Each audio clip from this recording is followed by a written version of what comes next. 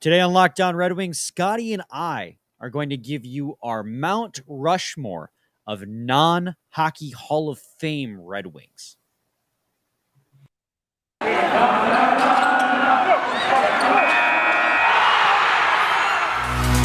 You're Locked On Red Wings, your daily podcast on the Detroit Red Wings. Part of the Locked On Podcast Network, your team every day.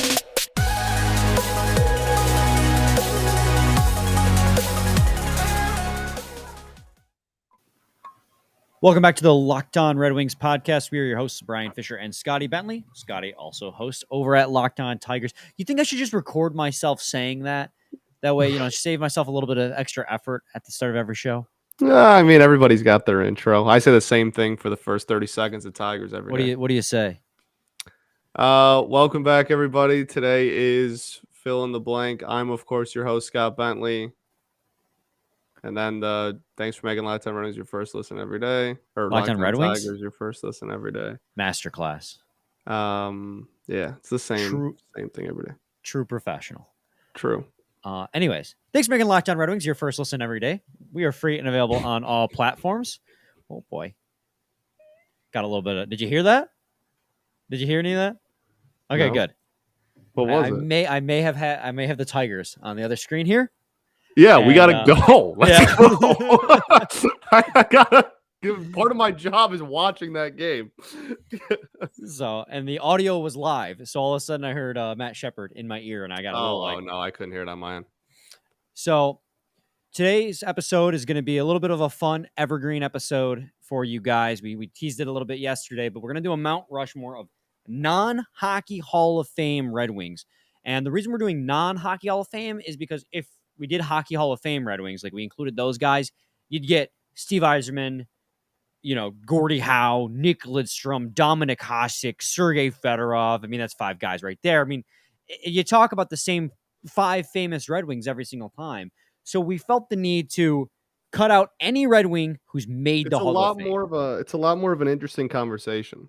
It really does open it up. And, I do think, and we'll talk about it, I do think there are two on Mount Rushmore that we're going to be in agreement on, that many Red Wings fans are going to be in agreement on, that are no-brainers, that aren't in the Hockey Hall of Fame yet, that are going to be on that mountain. But it's a wide open field, and it really could come down to, this is our own personal Mount Rushmore, so it could come back down to nostalgia. Like maybe there was a favorite moment, and that's why they're up there for you. Or maybe you're looking analytically at like what they provided the team through those championship years. But I guess without further ado, let's get right into things here. And I guess I'll lead off. The first guy that is on my own personal Mount Rushmore. This is no order, by the way. No order. It's not 1 through 4, 4 through 1. It's just personal top 4 players to ever wear the winged wheel. I've got to go with, and this one is one of those ones where it's a little bit of a bias, but I got to go with Tomas Holmstrom. Sure. Sure. I think he would have been slated as an honorable mention, I think, on my Mount Rushmore for sure. Yeah, absolutely. There's probably players with more skill than Tomas Holmstrom, but what he did, he specialized in, and the dude was an absolute menace on the ice in front of the goalies. I mean, how many actual legitimate goals got called back because of what Tomas Holmstrom, not what he was doing, but what he represented? Yeah, well, yeah. I mean, there were so many goals that got called back just because Tomas Holmstrom has a reputation of being a pest in front of a goalie. I remember literally watching goals where he was standing outside the crease and they'd wave no goal. He was getting goals called off just because of his reputation, which some people are like, that's not a good thing. But the amount of goals that ended up being scored because he was that net front presence definitely was more than the goals that got called off because of that in his tenure. For sure. Yeah, that's like the definition of like beyond the box score, right? Like people say that all the time. I think he's probably the poster child for beyond the box score. Oh, absolutely. And let's not also shorthand Tomas Holmstrom. Yeah, he wasn't the fastest, most agile. No, he didn't have like great hands, but he wasn't a slouch either. I mean, he played over 1,000 NHL games, which is like the benchmark to a successful career, it seems like. He played 15 years, all with the Red Wings. He even had a 30-goal season in there, and he had several seasons where he clips 60 points, his career high being 69 points in the year 1998. But he reached 60 points as late as 2010, 2011, which is the year before he retired. So, yeah, a lot of that is because he specialized in one thing and he fed off great opportunities playing with great players. But that's not a detriment to him. That just speaks to how good he was in the net, in front of the net. So that's why, it might not be a popular choice. He might fall in honorable mentions, but he's on my personal list of Hall of Fame or Mount Rushmore of non-hockey Hall of Famers for the Detroit Red Wings, just simply because of he is a guy I don't think we'll ever see do that one thing as good as he did ever again. No, absolutely. I think, like I said, post CEO of Beyond the Box Score, and certainly a very vital part of a lot of Red Wings teams. Yeah, Very, very, very fun player to watch. Quite literally averaged half a point per game. I like down to the number, I believe. He had 530 points. No, I don't know how to do math. Never mind. Ignore me. He had 530 points in 1,026 games. So just slightly under, about 15 points under a half point per game across his whole career, which is really effective for the type of player he was. So that's, again, absolutely. I loved me some Tomas Holmstrom.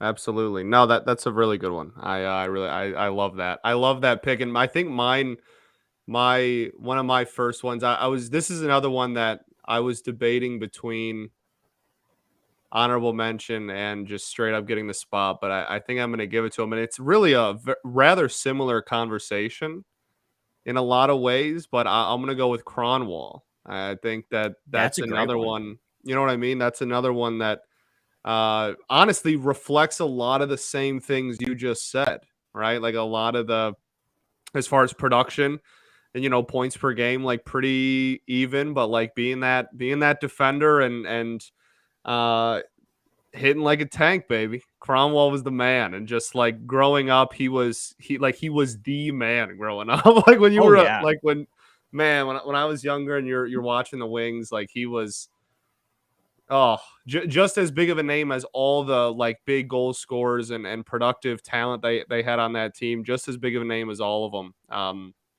And I think very similarly excelled in like a couple of specific areas, and that got him a lot of kept him on the ice a lot longer and kept him in a prominent role a lot longer. And I think even if you don't think that he's one of the 4 best non-Hall of Fame Red Wings ever, I think he's undeniably in like the top 6 or 7. So, well, and the thing that impressed me most about Kronwall is he played 950 games played. He had about 400 points in that span. Let me just double check on that. I think it was 430 something. 432 in that span. And obviously, he wasn't necessarily an offensive defenseman. When he was paired with Lidstrom, he was known for Kronwalling people, the big hits, because he had a guy like Lidstrom, the best defenseman to ever play, to back up and cover for those big hits. When Lidstrom retired, Kronwall had to fill those shoes. And so he had to step back from the big hits. He had to step into a more responsible role, and he did so. I mean, if you look at his Corsi IV percentage relative to his teammates, he had some of his best years, his last few years with the Detroit Red Wings. Relative to his teammates, he was 3.4 in 18-19, 5.9 in 17-18, and 4.3 in 16-17. He had a couple down years there, but he was absolutely like a very reliable number 1 D-man on a team where like they were falling apart those last 3 years. They were a team that was beginning to tank, but relative to his teammates, he was successful every single year. Their first year out of the playoffs, he posted a 52.8 Corsi IV percentage. So on the ice, he was the team created more chances for than against in a year where they didn't make the playoffs. Like Nick Kronwall was able to change his game, take on more responsibility, and do it in stride. I think that's a really solid pick, and he's actually I'll admit it. Like looking at who I have up here on my multiple tabs I have open, he's not one of them, and that's a great call by you. And it goes to show, Scotty, like how broad we can go with this. Oh, for sure. When it comes no, to I mean, I have a couple that won't make my 4, but like that I want to at least like say something about. You know what I mean? Yeah. Like there's a lot. There's a doing the non-Hall of Fame thing. It really makes you realize maybe how underappreciated some of these guys were just because they were on teams with some of the most talented players to ever step on an ice. I mean, Cronwell was forced to be the number one defenseman for a long time, and he did a really good job in that role. Yeah. Given especially as the team got older. I mean, he was 38 years old, posting an above 50 Corsi percentage, and relative to his teammates was a positive. So, I mean, he's just fantastic pick. Croner, baby. I'll wrap it up by saying, good job, Scotty. I like that pick. Today's episode is brought to you by Rock Auto. With the ever-increasing numbers of makes and models, it's now impossible for your local chain auto parts store to stock all the parts you need. Why endure often pointless or seemingly intimidating questioning and wait while the person behind the counter orders the parts on their computer, choosing the only brand their warehouse happens to carry? You have computers with access to rockauto.com at home and in your pocket. Save time and money when using Rock Auto. Why choose to spend 30, 50, even 100% more for the same parts from a chain store or car dealership? Rock Auto is a family business serving do-it-yourselfers for over 20 years. Go explore their easy-to-use website today to find the solution to your auto part needs. Go to rockauto.com right now and see all the parts available for your car or truck. Right locked on in their How Did You Hear About Us box so they know we sent you. Amazing selection, reliably low prices, all the parts you will ever need. rockauto.com. So, Scotty, before we began recording this Wednesday episode of Lockdown Red Wings, we kind of riffed a little bit. We tend to do that and talk a lot about, potential guys who would be on this Mount Rushmore. We didn't necessarily reveal our picks. So you saying Nick Cronwell, that was a genuine, oh yeah, that's a good reaction. But no, yeah, So far, I haven't known anything, but I think there's two that everybody is guaranteed to have. That's exactly where I was getting at. There's two guys that have to be on Mount Rushmore, one of which is on the ballot for 2022. So in 6 months, actually, I think it comes out in June. So in a month, this could be outdated.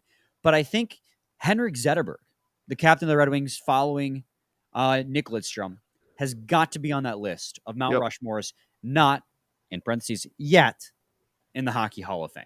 For sure, yeah. As of Tuesday, May 24th, 2022, that is certain. Well, when this airs Wednesday, he won't be a Hall of Famer tomorrow either. So we can say comfortably, as of Wednesday, May 25th, when this airs, 2022, Z is not a Hall of Famer, but absolutely is.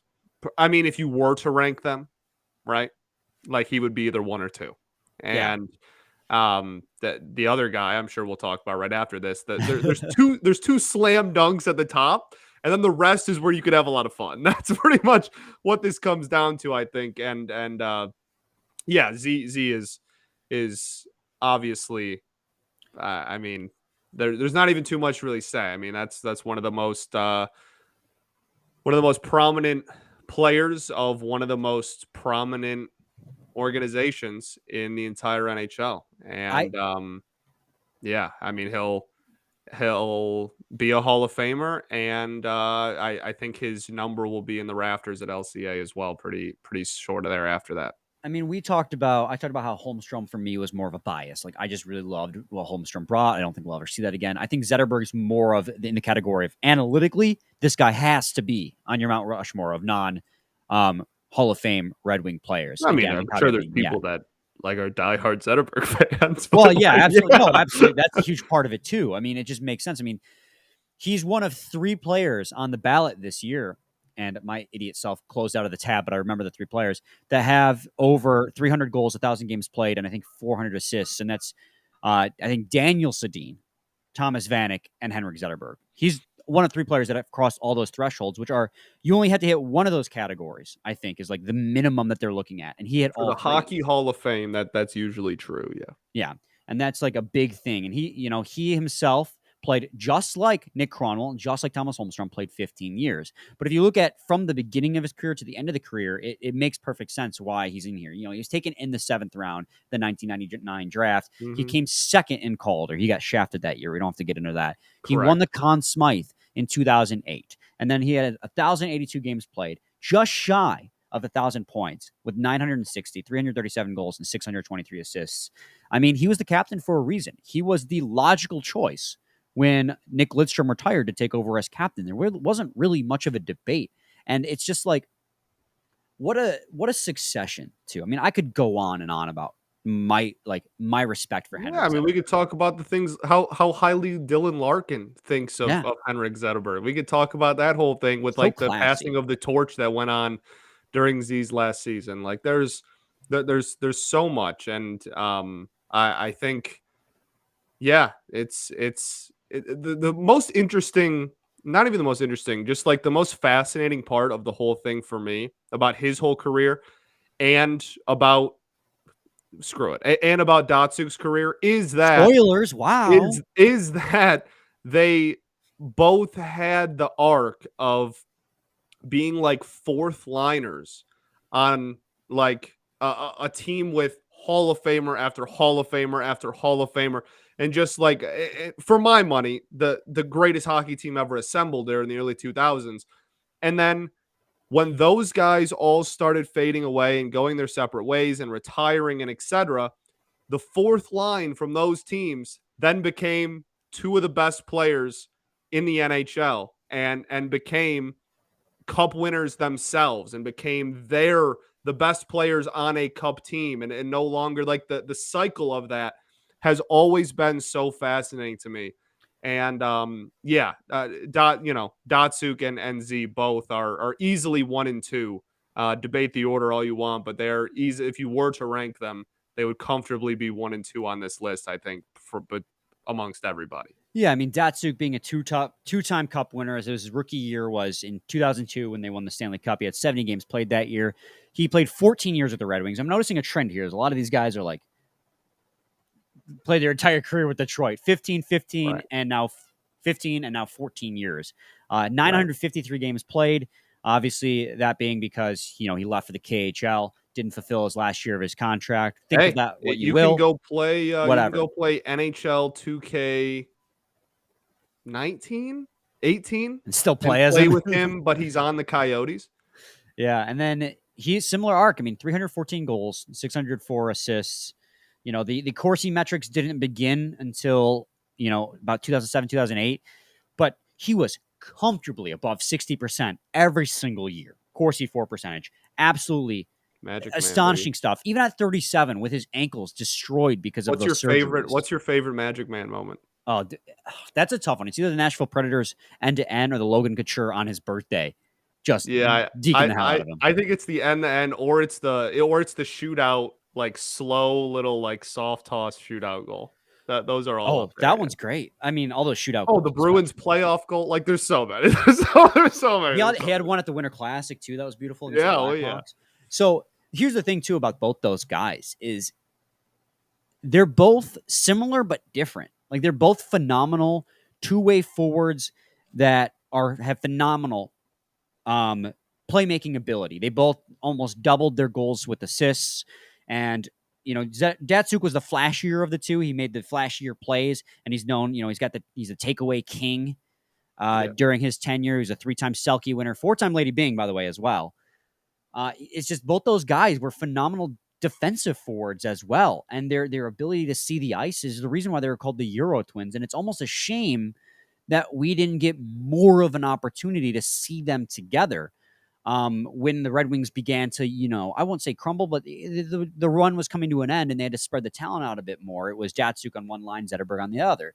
But together, those two guys just fed off each other. And it's exciting to, see a little bit of that kind of chemistry, I'll say, again, with Bertuzzi and Larkin. But I don't know if those two can ever have the chemistry that, Zetterberg and Datsyuk had together.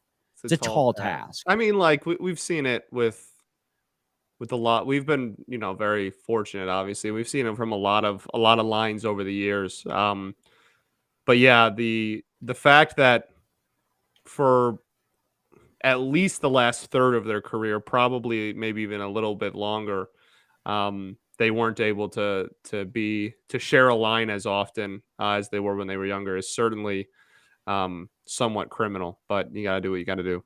You gotta do what you gotta do. I mean, like, that's part of the reason why they squeaked into the playoffs is the spreading out of that talent. But we don't got to get down that line. It definitely, like, those two players are no-brainers, like, for sure, without Absolutely. a doubt. But then, like, the last one player on each of our Mount Rushmores for me is Tomas Holmstrom Datsyuk Zetterberg. For you, it's Nick Kronwall, Datsyuk Zetterberg. So kind of more recent-ish players for both of us. Let me say that again.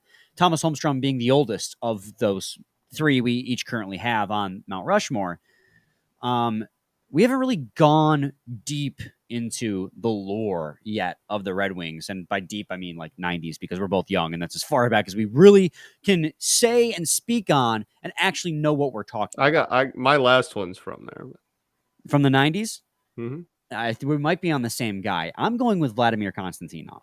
Okay, so Konstantinov was going to be my my like most honorable mention for sure. Most honorable mention. Okay, so because I'm I really mean like curious that, now. like yes, like Konstantinov, 100%. I mean, the guy. Had it not been for that car accident, he would have been a Hockey Hall of Famer. Absolutely. He was an absolute menace in the back end. Not only was he super intelligent defensively, didn't but he almost win Norris the year it did. happened, or the year He before, came. like his He last came full second in the Norris Trophy voting. Yeah. In 1996, 1997. Not only was he, a monster defensively, but like his physicality, and he got some points in there too. He only peaked out at 34 points, but it was his defensive ability and the guys he was playing with. He had chemistry with almost anyone. Vladimir Konstantinov, just without a doubt, in my opinion, should be that fourth and final member. But I want to hear, because if yours isn't Konstantinov, I'm really curious who yours would be. Yeah, so mine is very much Red Wings and really hockey lore, for a very different reason than Vlad. But mine's Bob Probert. Great choice. I love it. Yeah. I think so. Here's my thing, right? In all sports, I think that the Hall of Fame is supposed to be a place where you give credit to and admire the best of the best in something, right? And the best of the best in your sport.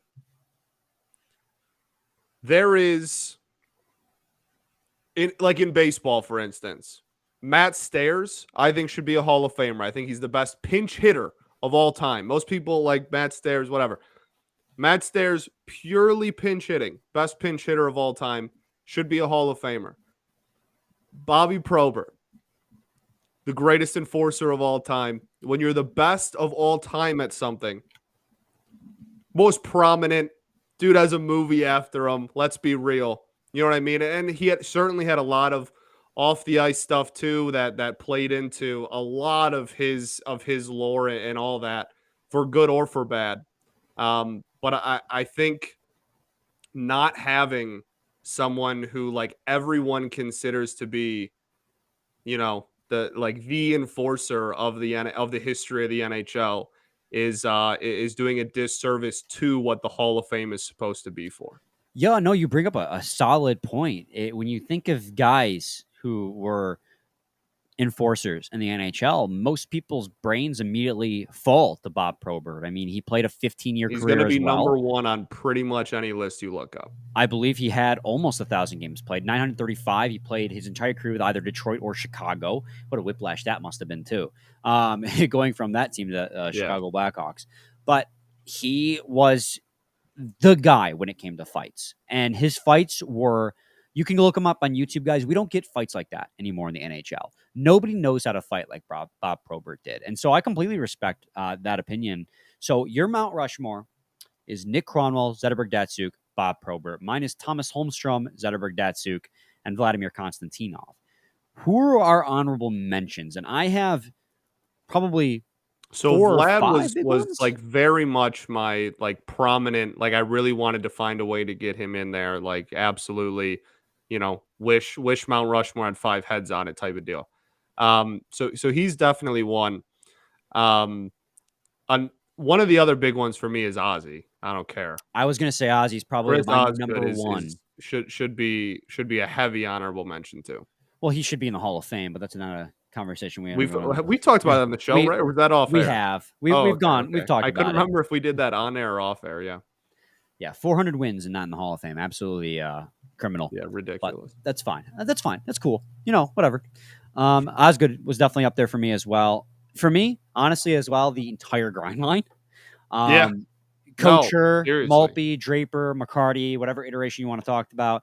For me, especially Chris Draper. And I feel like a lot of people have more popular memories of Darren McCarty and his time as a Red Well, Wing. I Also, mean, McCarty he's has still like one very of the most iconic moments in the history of the organization. yeah. So, Well, I mean, like, you have a fighter grinder go out there and score a beautiful goal in the Stanley Cup final to help clinch the cup. I mean, of course, it's going to go down in Red Wings lore, and he's still very active in the Red Wings community too. Like you can talk, he'll oh, talk to you on Twitter. yeah, follows me. Yeah, He follows the show. Like you he's can just been on add the him show. and Like he'll talk to you.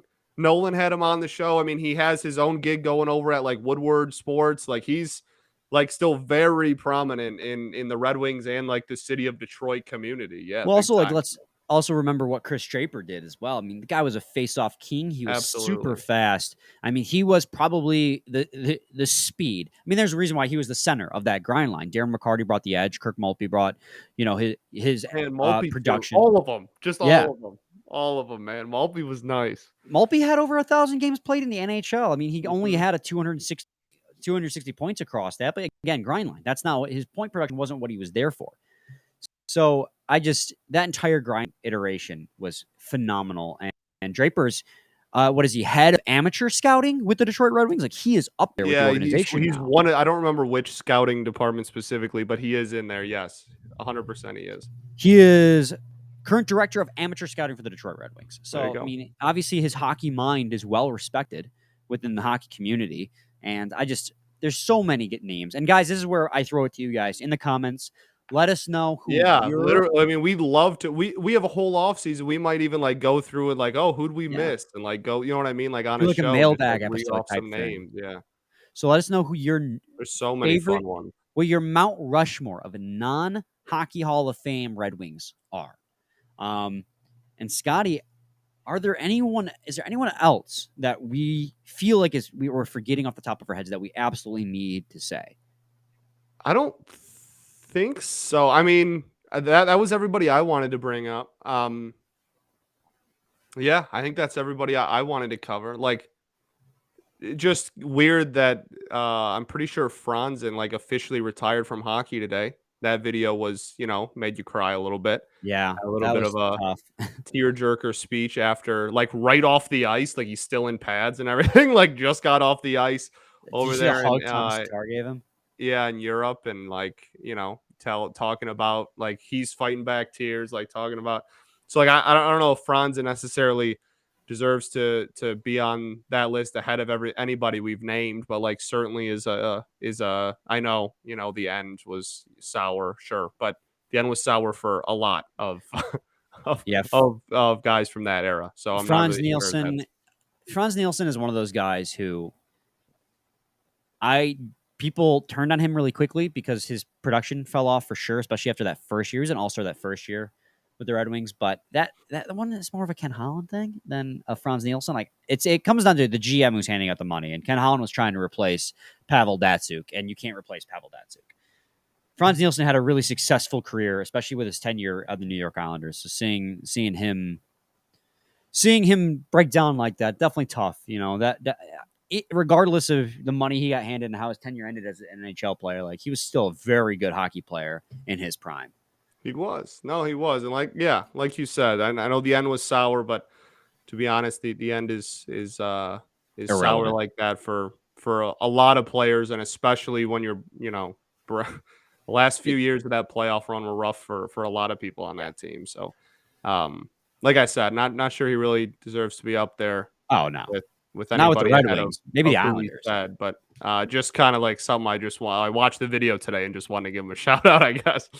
Yeah, and actually that brings up a good point too. Is we haven't talked anything about the Worlds, which have been ongoing, and they're now reaching their conclusion. We can talk about those. Yeah. We can do that on tomorrow's episode. Moritz Seider scored a goal for Team Germany on what today is Tuesday, as we record this. And so we definitely got to talk about that because Seider's continue to be brilliant. Lots of Red Wings out there as well. Magnus Hellberg playing for Team Sweden. So, oh yeah. We'll talk about that and more on tomorrow's episode. Want to thank you guys for making Locked On Red Wings your first listen every day. Now make your second listen Locked On NHL. From first-round matchups to each Stanley Cup kiss, Locked On NHL covers the playoffs like no other. Hear the latest news and opinions from local experts every Monday through Friday. It is free and available wherever you get your podcasts. Back tomorrow, guys. Same time, same place. It's your team every day. Every day.